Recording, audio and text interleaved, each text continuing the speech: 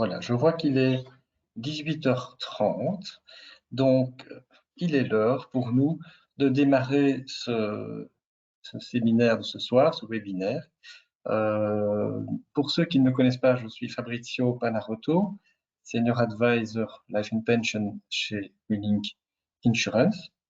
Et je prends la suite, je dirais, de mon collègue Gilles Frano, qui vous avait entretenu il y a quelques jours déjà sur le sujet de comment constituer un capital suffisant sur la pension, pour animer ce soir ce webinaire, avec plutôt l'optique de réfléchir, quand on est vraiment donc arrivé à la retraite en pension, comment peut-on trouver des pistes d'optimisation, ou en tout cas des points d'optimisation sur l'organisation financière que l'on peut mettre en place. Alors, tout d'abord, pour ceux qui ne connaissent pas encore Willink, je propose disons, si mes slides veulent bien bouger. Je vois que mes slides ne bougent pas. Désolé. Ah voilà.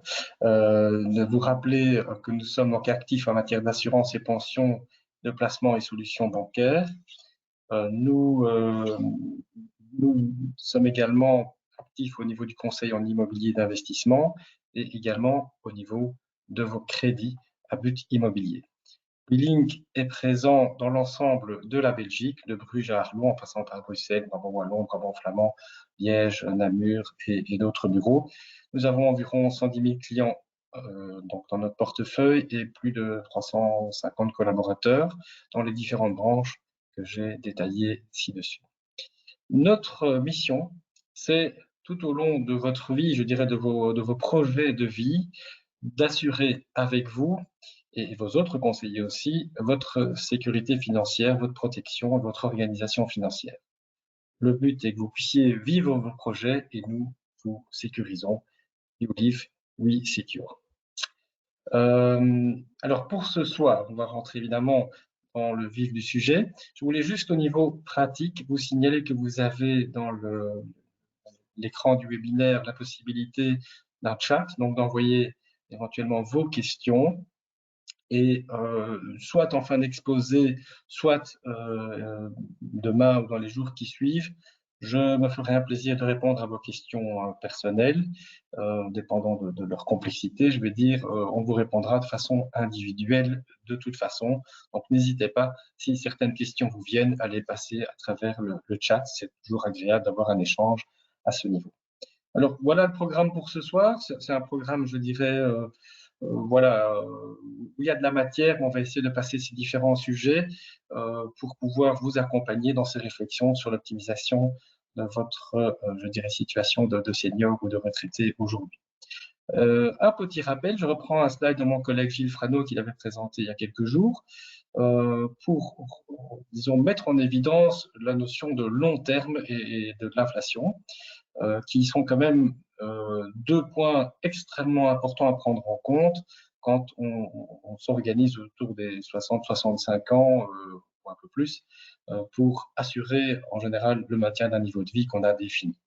Vous voyez par exemple que 100 000 € de pouvoir d'achat aujourd'hui, si on prend un taux d'inflation de 3 ans, donneront après 10 ans un pouvoir d'achat de 73 000 € et après 20 ans de 54 000 €. Donc, on a quand même, avec un taux d'inflation raisonnable, et vous le savez, nous n'y sommes pas encore, on peut espérer qu'on y revienne peut-être dans les 2 ans, une perte de pouvoir d'achat importante dont il faut avoir conscience par rapport aux investissements que l'on va réaliser et à l'organisation financière, je dirais, que l'on va mettre en place. Alors, un des éléments, je dirais, clés dans toute l'organisation, c'est d'avoir comme règle d'or la diversification de vos actifs. Un patrimoine, il peut se juger au niveau de son risque et de ses rendements, et c'est ça la bonne façon d'approcher les choses, pas tellement sur tel ou tel produit spécifique, mais bien de voir ça de façon globale sur l'ensemble de votre patrimoine, qu'il soit mobilier, des produits financiers, nous y reviendrons en détail, immobilier, là aussi j'y reviendrai plus spécifiquement, mais aussi ce que j'appelle les actifs alternatifs, donc des métaux précieux, des œuvres d'art, des objets, voilà, des montres, véhicules de luxe, etc. Tout ça doit composer un mix correspondant à votre sensibilité personnelle aussi sur ces différentes classes d'actifs. Et il faut vraiment prendre l'ensemble en compte. Ce n'est pas toujours fait. Nous, en tout cas d'expérience, on voit que c'est vraiment important de définir cela. On y reviendra tout à l'heure. Le deuxième élément à avoir en tête dans votre organisation, c'est la flexibilité. Trop souvent, on s'engage dans une voie en n'ayant pas mesuré, je dirais, l'aspect immobile ou en tout cas complexe de sortir de cette organisation. Et parfois, ça peut amener à des décisions compliquées ou qui ont des coûts, ce qui, évidemment, n'est pas l'objectif. Ou en tout cas, on essaie d'avoir des coûts modérés, mais pas exagérés. Et donc, cette flexibilité à travers votre organisation juridique et financière est importante. Et enfin, nous y reviendrons plus en détail. Si on organise les revenus, le patrimoine et toute cette fiscalité sans intégrer la notion de transmission, on risque à un moment, même si on a eu un bon revenu de son patrimoine, peut-être de perdre une grande partie de ses gains à travers la transmission vers la génération suivante. Et donc, pour nous, la première étape dans cette réflexion sur l'optimisation de votre situation de senior, on va dire, c'est certainement de faire un bilan patrimonial.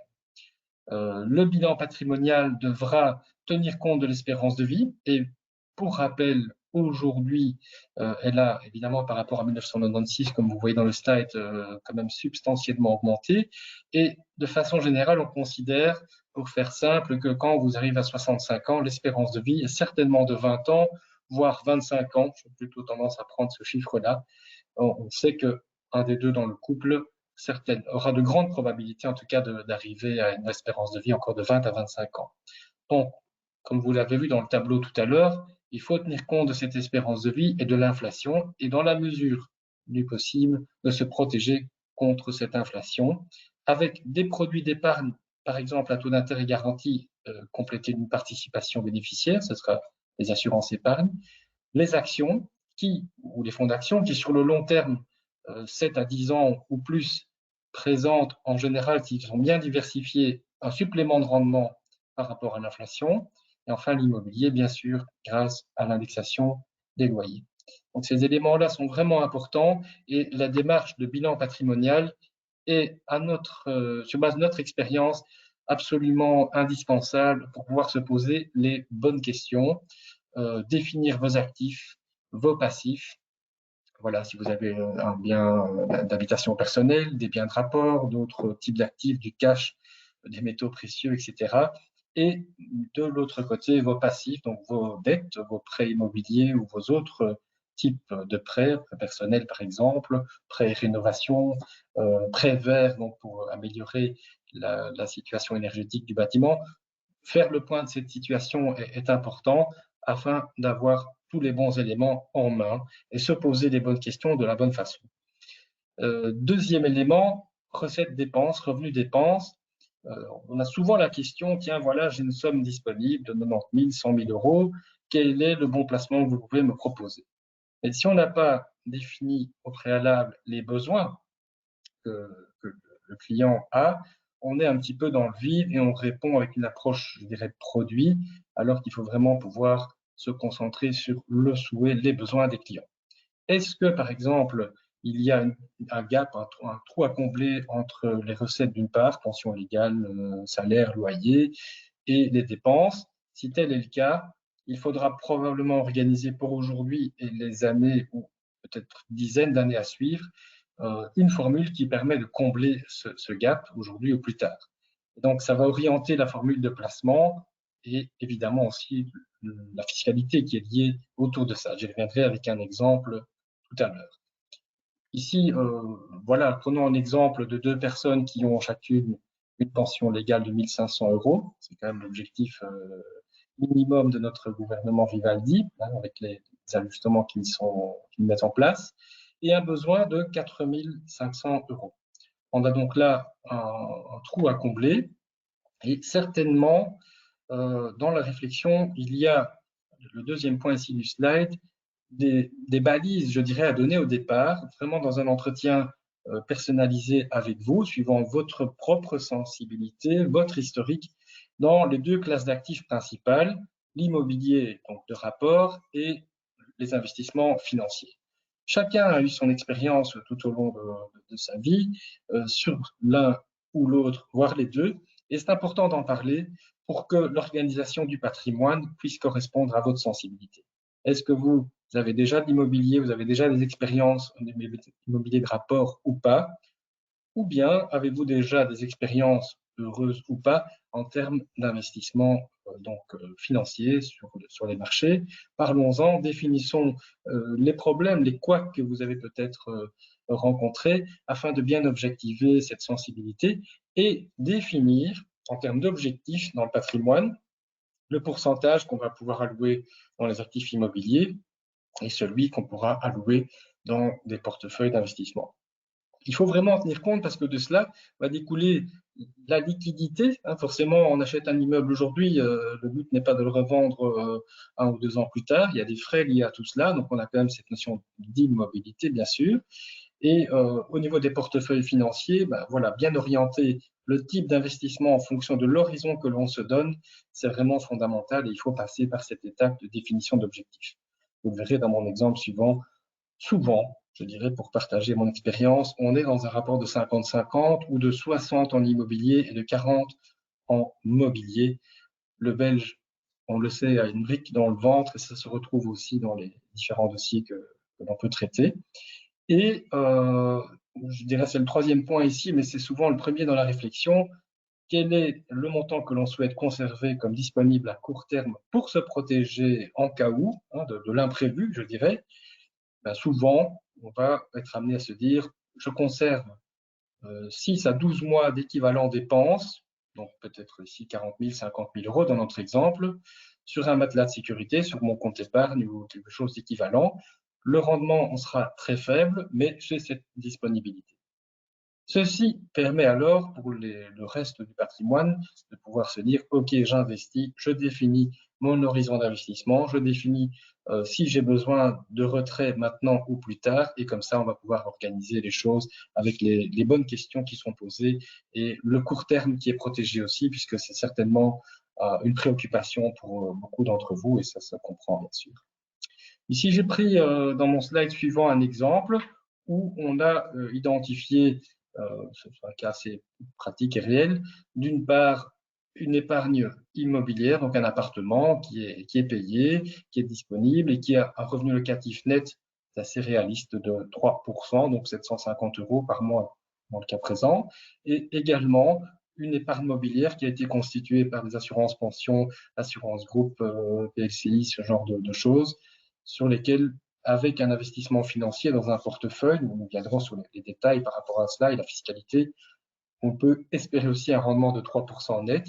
On va de cette façon équilibrée, je dirais, dans le patrimoine, pour illustrer ce que j'évoquais, avoir 2 sources de revenus complémentaires à la pension légale et générer 1 400, 1 500 euros de revenus. D'un côté, avec l'immobilier, on va pouvoir, si nécessaire, indexer le loyer. De l'autre, au niveau de l'épargne mobilière, il faudra suivre un peu l'évolution du portefeuille, suivant son profil, et peut-être adapter la rente mensuelle également. Alors, je rentre encore un peu plus dans le vif et dans la technique, dans le vif du sujet et de la technique.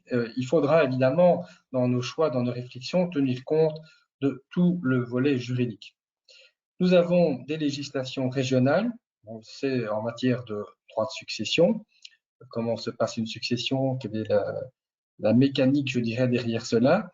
Au niveau du droit civil, c'est-à-dire qui hérite de quoi, que vous avez ici à gauche dans le slide, et qui va certainement être fort lié à votre mode de cohabitation.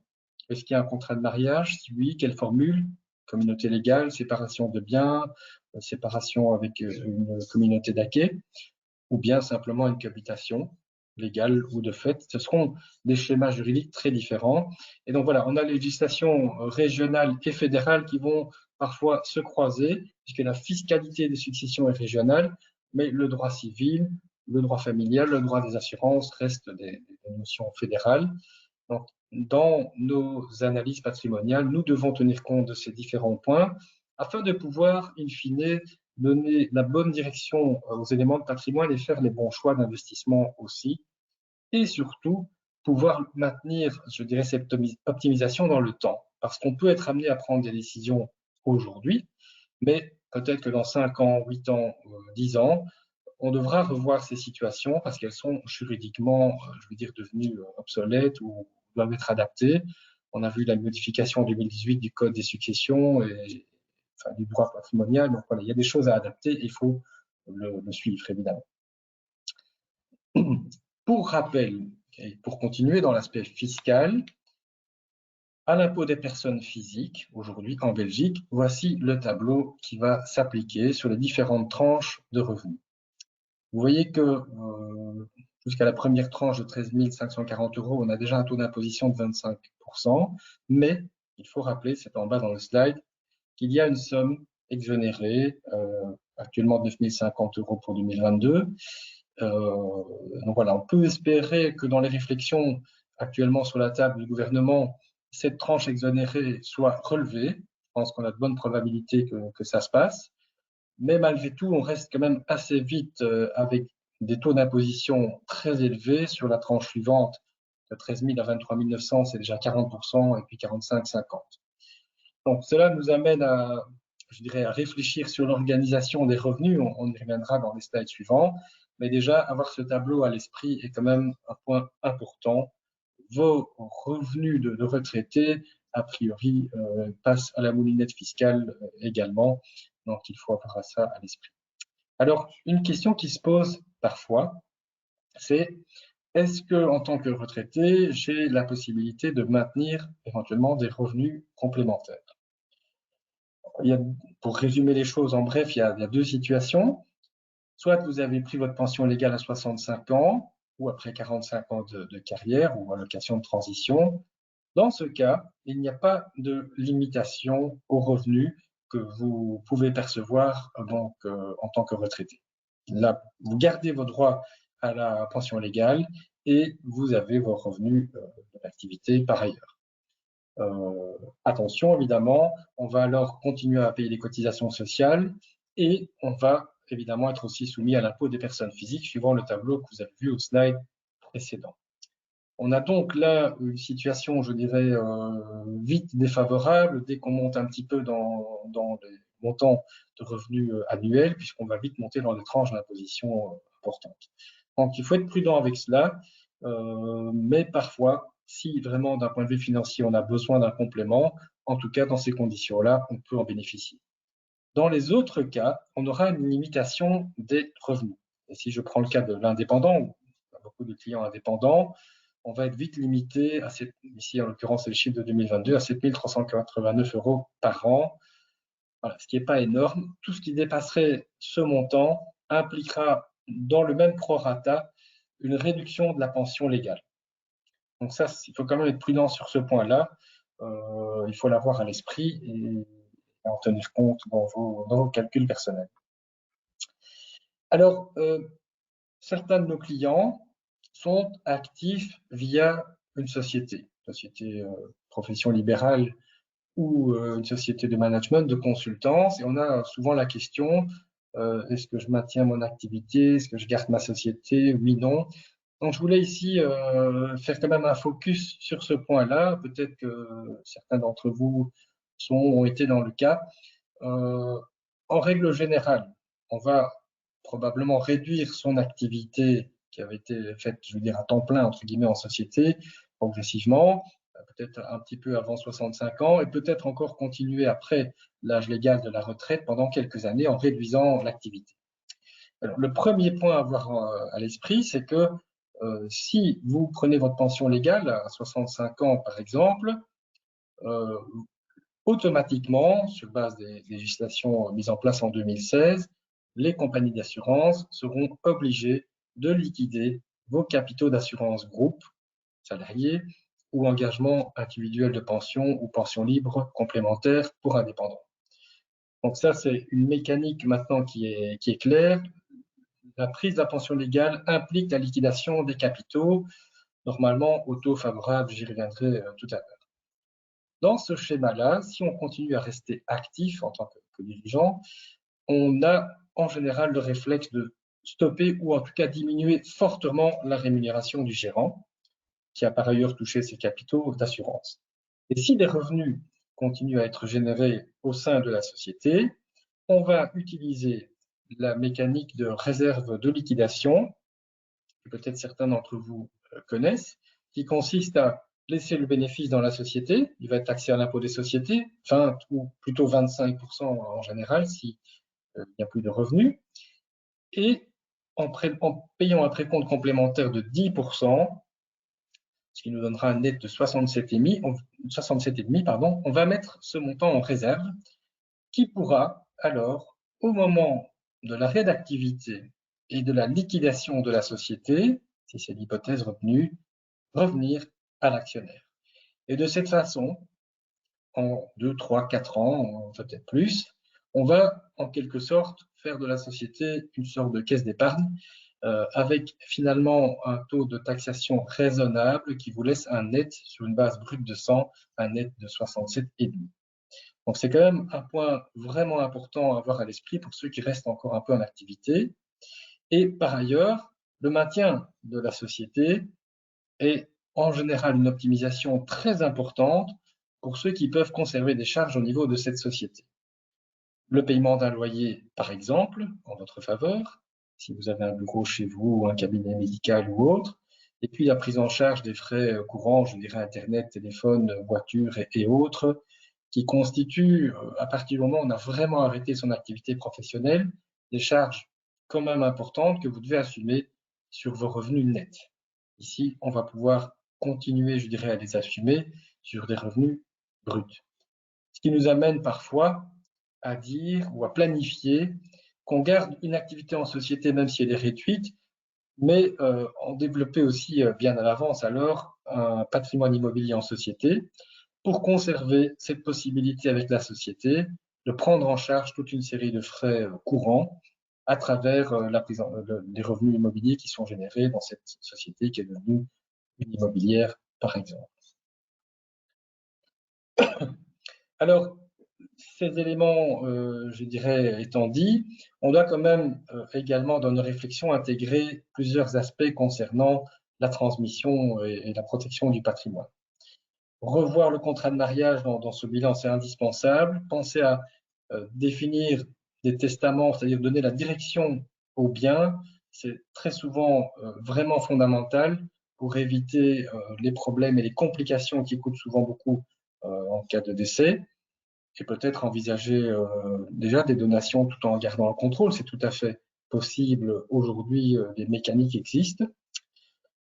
Et je passe sur le point du saut de génération. Donc, je vais rappeler que en Flandre, mais aussi en Wallonie, il est possible de dire, quand on bénéficie d'une succession que l'on souhaite, dans un certain délai de quelques mois, je pense, transférer directement à la génération suivante au taux d'imposition en ligne directe l'héritage afin de souvent diviser les parts héritées et comme ça faire bénéficier directement peut-être des petits-enfants d'une partie de la succession en question en optimisation fiscale. Voilà, c'est un point un peu technique, mais voilà, ça mérite peut-être dans certains cas d'y réfléchir. Vu que l'espérance de vie augmente pour tout le monde, et c'est très bien, il y a peut-être des questions de transmission en plusieurs étapes, je dirais, à prévoir à ce niveau-là. Par ailleurs, le cas échéant, dans des programmations, je dirais, de transmission, on peut aussi se protéger avec une assurance en cas de décès permettant de couvrir les droits de succession. Bien entendu, vous me direz, voilà, ça dépend de l'âge. Si l'âge est un peu plus avancé, le coût de cette assurance va être important, c'est vrai. Mais voilà, c'est des calculs à faire. Et il y a différentes formules d'assurance. Je ne peux pas tout aborder ce soir dans le séminaire. Il y a des formules d'assurance qui permettent, sur des durées courtes, 3 ans ou 5 ans, par exemple en Wallonie, de couvrir une certaine partie du risque pour un coût modéré. Ça vous permet de vous donner du temps, on va dire, avant de éventuellement transmettre. Je termine sur ce point-là par le mandat extrajudiciaire qui paraît anodin, mais qui est un outil, je dirais, facile à mettre en place avec évidemment l'aide de votre notaire, mais qui peut être particulièrement important dans le cas où vous êtes toujours vivant, c'est très bien, mais malheureusement en incapacité de gérer votre patrimoine. Ce type de situation arrive malheureusement pour maladie ou accident, et si rien n'a été prévu, le juge de paix devra intervenir et prendre des décisions judiciaires. Il décidera en fonction de ce qu'il a comme élément à ce moment-là, s'il confie la gestion du patrimoine à un membre de la famille ou bien à quelqu'un d'extérieur, ce sera en général un avocat. Dans ce cas-là, vous perdez la main, je dirais, sur la gestion du patrimoine et votre famille également. Et il y a un coût aussi évidemment à cette gestion, mais surtout c'est l'aspect, je dirais, de sensation de dépossession, de gestion du patrimoine qui peut être parfois très problématique. Et donc, la réflexion qui est permise aujourd'hui sur définir au préalable ce que vous souhaitez, c'est-à-dire avant une intervention judiciaire, d'où le nom mandat, vous donnez mandat à quelqu'un de gérer tel ou tel élément du patrimoine extrajudiciaire, donc avant que un juge de paix ne doive intervenir, mais ça vous permet de définir vos choix, de garder le contrôle en quelque sorte sur qui pourra faire telle ou telle chose avec les éléments de votre patrimoine qui nécessitent une gestion. Vous avez des biens immobiliers, il faut gérer ses locataires, les loyers, des travaux. Vous avez des actifs financiers, là aussi, il y a évidemment des décisions importantes à prendre pour optimiser les choses, une déclaration d'impôt à faire et autres. Voilà, ça paraît anodin, mais c'est vraiment un élément important à avoir à l'esprit et que vous devez intégrer dans vos réflexions si vous commencez ce genre d'analyse. Voilà, je passe ici sur les régimes de mariage, donc régime légal, séparation de biens, cohabitation légale, qui sont des éléments d'analyse. Et je voulais juste, pour avoir quelques chiffres, rappeler, ici on a le tableau pour la Wallonie, les taux d'application en termes de droit de succession en ligne directe. Vous voyez qu'on part de 3 ou 4%, c'est encore raisonnable, et au-dessus de 200 000, on est sur ces tranches, ça va par tranche, bien entendu, à 18-24%. Donc, jusque 500 000, retenez que ce sera 86 000 euros, et pour tout ce qui est au-dessus des 500 000, ce sera un montant de 30%, ce qui commence à être assez lourd, évidemment. Ceci est analysé par héritier, et pour rappel, on va toujours regarder dans l'analyse succession quels sont les actifs dont le ou les héritiers bénéficient, mais on va en déduire les passifs, c'est-à-dire les dettes, les emprunts. Raison pour laquelle, même si c'est un peu contre-intuitif, on a parfois intérêt à garder du crédit, des endettements immobiliers par exemple, pour créer du passif dans le cas d'une éventuelle succession. C'est un point important aussi à avoir à l'esprit. Passons maintenant au volet suivant. Donc, on a vu le volet juridique fiscal au niveau du patrimonial. On a vu l'importance de faire son bilan patrimonial, de bien définir les objectifs que l'on a. Est-ce qu'on a, par rapport au bilan revenus-dépenses, un besoin de revenus complémentaires réguliers aujourd'hui ou plus tard, en fonction de la situation familiale qui peut évoluer? C'est se poser les bonnes questions. Maintenant, on va partir du principe que vous avez un patrimoine financier et on va rentrer un peu dans le détail de la fiscalité de ce patrimoine financier. Vous avez en fait deux façons de détenir du patrimoine financier, soit via les comptes bancaires, et si vous avez un portefeuille titre, ce sera un compte titre, soit via les contrats d'assurance, qu'en général vous connaissez pour ce qui est le volet pension long terme. Mais un contrat d'assurance, c'est voilà, une épargne à long terme. Donc, c'est une façon de détenir des capitaux qui vont être placés par l'assureur ou des gestionnaires derrière l'assureur. Regardons d'abord la situation des comptes titres et détaillons la fiscalité qui va s'appliquer. Vous avez en fait trois types de prélèvements qui s'appliquent sur les différents actifs détenus dans les comptes titres. Le premier, c'est la taxe sur opération de bourse. Vous faites des achats, des ventes suivant les différents types de produits. Je résume ici évidemment les situations, mais sur les obligations, vous avez une taxe de 0,12, sur les actions 0,35 et, comme c'est quand même très souvent le cas, sur des parts de SICAV de capitalisation, vous avez à la revente donc une taxe de 1,32 avec un plafond à 4 000 euros, si j'ai bonne mémoire, qui va s'appliquer. Et donc, ça veut dire que si vous avez besoin régulièrement de revendre des parts de SICAV pour générer un revenu complémentaire, cette taxe va s'appliquer sur la revente qui est opérée. Deuxième élément, c'est le précompte mobilier sur les intérêts ou dividendes, dépendant du type de titres qui sont détenus. Donc ici, si on prend des actions, ben, si vous avez un dividende, celui-ci sera précompté à 30%. Sur certains fonds, les fonds, par exemple, qui investissent dans l'immobilier de santé, comme Aedifica, pour ne pas le citer, peuvent bénéficier d'un précompte réduit à 15%. Donc ça, c'est quand même un élément à avoir en tête. Ça peut être intéressant. Mais dans certains cas autres, donc si vous détenez par exemple des actions de sociétés étrangères, France ou autres, il peut y avoir un problème de double précompte mobilier. Alors, ça dépend de chaque pays, de s'il y a des conventions préventives de double imposition. Et pour la Belgique et la France, il y a une nouvelle qui vient de se mettre en place.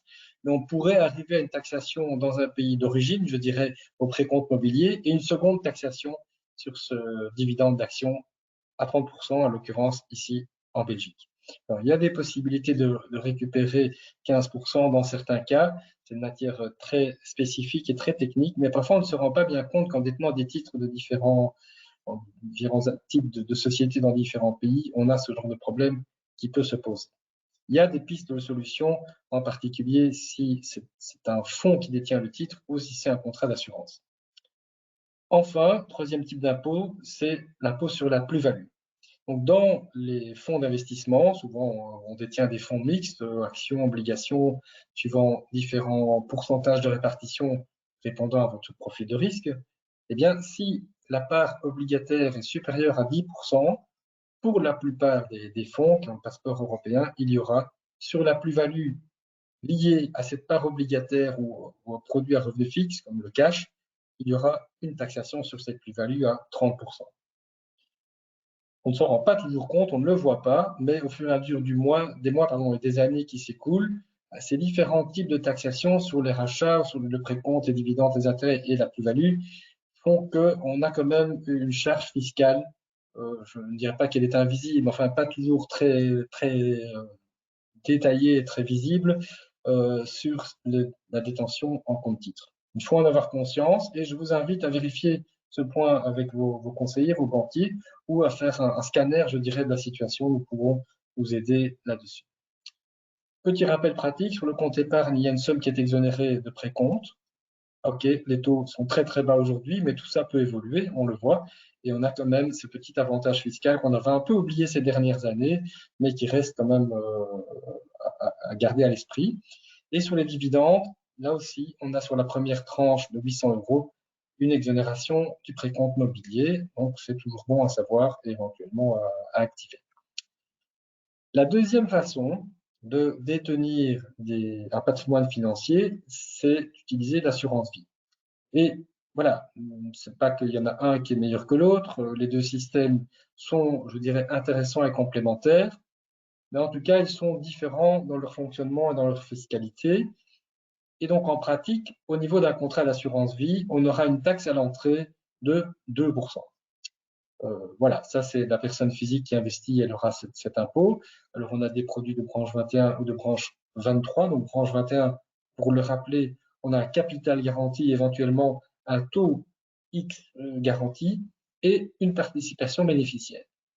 Alors, bien entendu, ces dernières années, avec la baisse des taux, ce type de produit a perdu son intérêt, mais il y a 10 ans ou plus, par exemple, on avait des produits tout à fait intéressants et performants qui permettaient de bénéficier d'une garantie de capital, d'un taux intéressant. Peut-être que cela reviendra à l'avenir. Ce n'est pas tout à fait d'actualité pour l'instant, mais je voulais quand même le citer. Et puis, on a ce qu'on appelle la branche 23, donc qui est l'emballage assurance, la police d'assurance avec un preneur, un assuré, des bénéficiaires, au sein de laquelle on aura différents fonds d'investissement qui pourront être souscrits et gérés par les gestionnaires extérieurs éventuellement à la compagnie, en respect de votre profil MiFID, bien entendu. C'est très important. Comme je le disais, il n'y a que cette taxe d'entrée de 2%. Enfin, tout ça et que ça, je dirais. Donc, la taxe sur opération de bourse ne s'appliquera pas. Il n'y a pas de précompte mobilier sur les intérêts et dividendes puisque le détenteur est un institutionnel, donc c'est lui qui gère ça, il en est exonéré, et il n'y a pas de taxe sur la plus-value. En gros, je dirais en fonction de l'horizon d'investissement, mais si on compare des portefeuilles mixtes, on a déjà fait quelques analyses détaillées à ce sujet, il faut 3 à 4 ans de rendement sur un portefeuille de type mixte, qui donne du 3%, du 4%, pour absorber cette taxe d'entrée de 2%.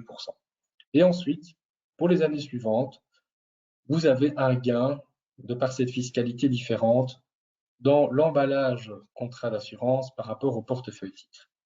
Maintenant, il faut expliquer que voilà, l'emballage contrat d'assurance est peut-être moins flexible, moins mobile.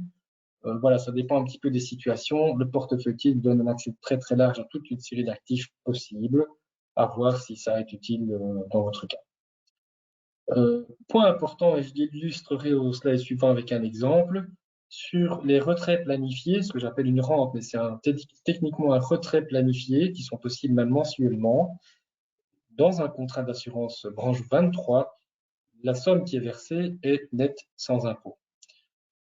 Donc, on utilise souvent ce type de formule en complément du compte titre pour assurer une forme de régularité de revenus en complément à la pension légale, puisqu'elle est optimalisée fiscalement avec une taxe à l'entrée, ok, mais après 4 ans, on va pouvoir l'absorber, et ensuite une rente qui n'est pas taxée. Pour être complet, je vous ai rappelé dans le stade des taxations en termes d'assurance groupe de l'épargne pension, sur lesquelles je ne m'étends pas ici. Et pensez aussi que l'assurance épargne long terme, donc qui permet une déduction dépendant des revenus de chacun, mais avec un plafond de 2 350 € par contribuable, permet d'avoir une déduction de 30% d'impôt. Donc, c'est quand même un point à avoir à l'esprit, puisqu'on peut continuer ce contrat même après 65 ans et bénéficier de cette déduction fiscale. On a quand même régulièrement des questions à ce niveau. C'est du nice to have, comme on dit, pourquoi pas. Voilà, au niveau des formules de rente, je voulais ici m'attarder un instant sur une formule assez innovante qui permet d'allier une optimisation fiscale avec une réponse de besoin pratique d'avoir un complément de revenus. Vous avez des formules assez nouvelles, je dirais assez récentes, qui combinent d'une part l'investissement financier dans un fonds avec une gestion spécifique et d'autre part la bonne vieille rente viagère qui vous est versée tout au long de votre vie. Je l'ai résumé ici dans un exemple tout à fait concret et réel. On va tenir compte dans ce type de produit d'une gestion en minimalisant les risques pour vos fonds d'investissement et en parallèle d'une rente qui va pouvoir vous être versée à vie et qui vous est garantie. Et il s'agit d'une rente nette. Dans l'exemple ici, pour une personne de 70 ans qui investit par exemple 250 000 €, donc de nouveau c'est une branche 23 avec une taxe à l'entrée de 2%, on aura une rente garantie de 800 € net par mois. Donc, en quelque sorte, dans ce genre de formule, on reporte le risque d'espérance de vie chez l'assureur, mais contrairement aux anciennes formules d'assurance viagère classiques, je dirais, où le capital était abandonné auprès de l'assureur, ici, le capital est investi dans un fonds qui est dans votre contrat et qui peut fluctuer, bien entendu, en fonction des marchés, mais il est géré de façon très, très protectrice, je dirais, et qui, si il vous arrivait quelque chose, pourra aller aux bénéficiaires que vous avez désignés, votre épouse, les enfants, enfin, suivant le cas. Donc, c'est une formule assez innovante qui, avec la baisse des taux, était moins intéressante, mais vu que les taux reprennent pour l'instant, on revient à des niveaux de rendement qui sont quand même intéressants et qui peuvent protéger une personne quant à ses besoins de rente tout au long de sa vie. Je voudrais aussi faire un éclairage, je dirais mettre en lumière des formules un peu plus spécifiques, un peu plus, disons, particulières. C'est celles qui vous permettent, dans le premier cas, de faire un prêt à une start-up, éventuellement de gens que vous connaissez, d'amis, de parents et autres.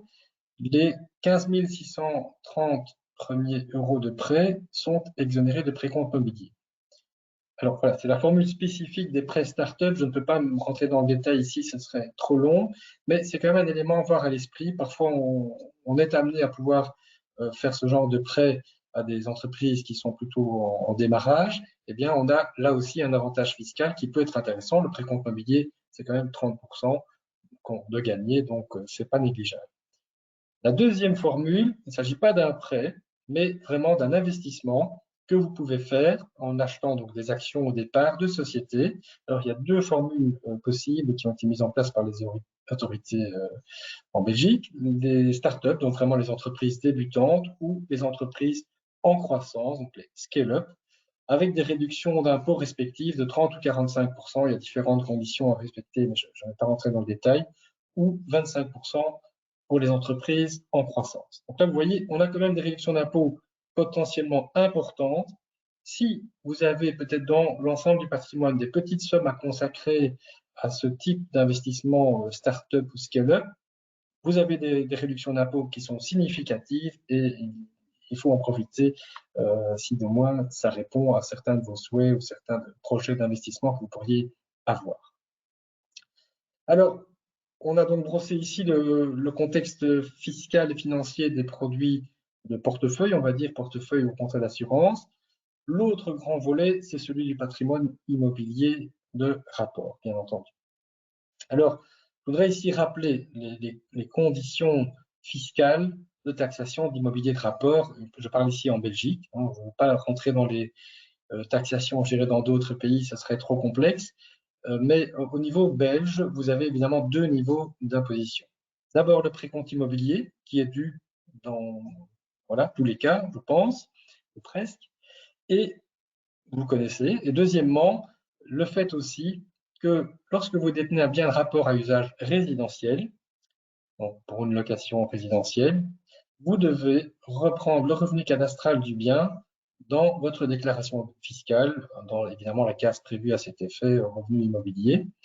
Ce revenu cadastral, vous devez indiquer le revenu non indexé et il sera multiplié par l'index, on estime à 2 aujourd'hui, et par un coefficient de 40%. On y ajoute 40%.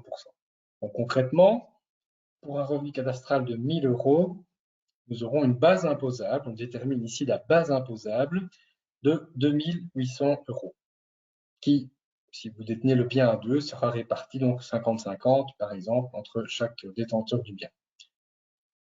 Ceci viendra s'ajouter au revenu imposable que vous devez déclarer à l'impôt des personnes physiques, l'IPP. Souvenez-vous mon tableau dans les slides précédents.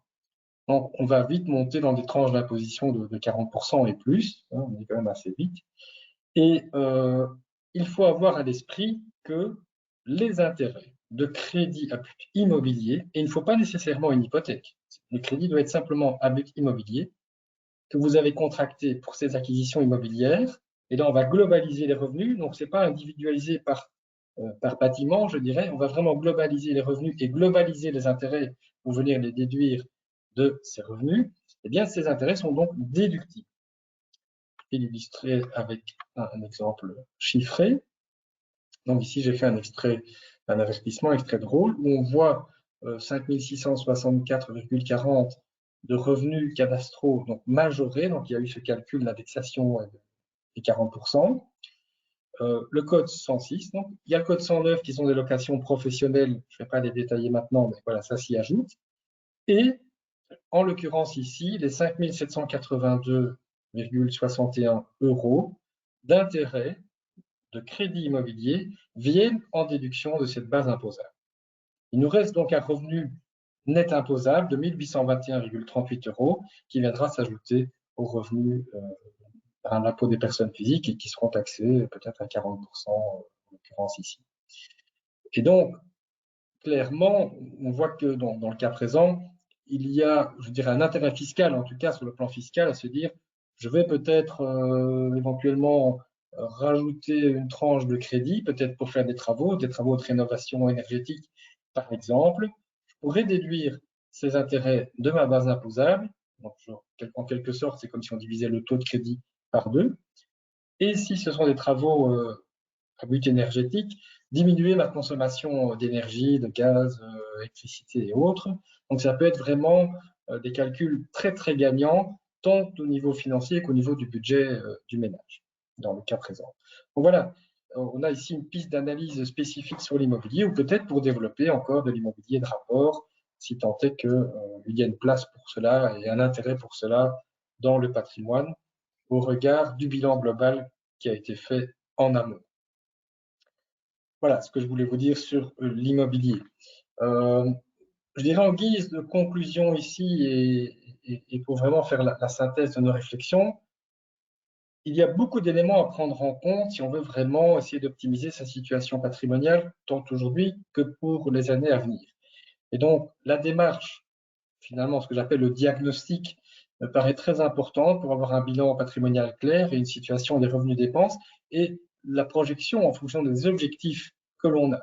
On s'oriente sur le moyen terme, voire sur du long terme. J'en ai parlé tout à l'heure avec l'espérance de vie. Il faut faire les bons choix et ne pas partir dans une voie que l'on doit ensuite détricoter 3 ou 4 ans plus tard. Faites l'analyse de votre patrimoine immobilier. Ici, j'ai abordé le côté financier, mais il y a évidemment le côté purement brique. Est-ce que je dois garder tel bien dans mon patrimoine? Est-ce qu'il y a des travaux à faire ou il est trop vieux ou il est moins adapté? Ça, c'est une analyse, je dirais, vraiment concrète, peut-être avec un expert immobilier que vous devez faire. Analysez votre patrimoine mobilier. Vous l'avez vu, les niveaux de taxation, le profil de risque de votre portefeuille est-il toujours adapté à votre situation? Nous pouvons vous aider là-dessus. Tout ça vous permettra de faire les bons constats et éventuellement de définir un plan d'action qui sera orienté par rapport à vos besoins et qui, comme on l'a vu, devra tenir compte normalement du volet succession, transmission pour optimiser ce point-là également. Vous pouvez le faire seul. Si vous vous sentez évidemment apte à le faire, c'est très bien. Mais vous pouvez aussi vous faire accompagner, par exemple, par WeLink. Mais voilà, vous savez, nous ne sommes pas les seuls dans ces matières.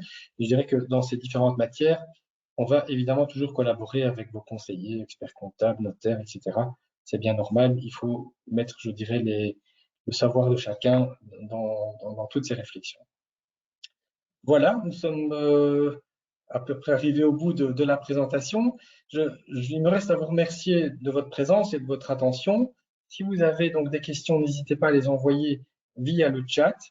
J'espère avoir, au travers de cette présentation, pu vous éclairer sur certains aspects, soit de l'organisation patrimoniale, soit de l'aspect vraiment fiscal, je dirais de l'impôt des personnes physiques, de l'immobilier ou de vos placements financiers, et également peut-être entamer, si besoin, une réflexion au niveau de la transmission.